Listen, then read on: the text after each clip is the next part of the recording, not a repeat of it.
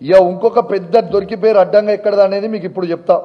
ఇక దొరికిపోయింది ఎక్కడ అంటే ఈ సెంటర్ నంబర్ 19లో కాంగ్రెస్ పార్టీ, ఇది నా నా నా ప్యూర్ నా అభిప్రాయం, నాకున్న పెద్ద అనుమానం, ఇది నా అనుమానమే కాదు, ఈ రాసిన 21,093 మంది ఉన్న ప్రతి ఒక్కరి అనుమానం. ఇవాళ మీకు చెప్తా ఉన్నాను, ఈడ రెడ్ హ్యాండెడ్ దొరికిపోయినరు. ఇవాళ కాంగ్రెస్ పార్టీ మాజీ ఎమ్మెల్సీ రాముల్ నాయక్ వారి కోడలు, ఆమెకి ర్యాంకు 206 వచ్చింది. ఆమె సెంటర్ ఎంత? ఆమె సెంటర్ నంబర్ 19, అంటే కోటి ఉమెన్స్ కాలేజ్లో సెంటర్ నంబర్ 19లో ఆమెకు ఉంటుంది.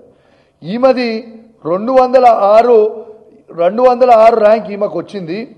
ఎస్టీలలో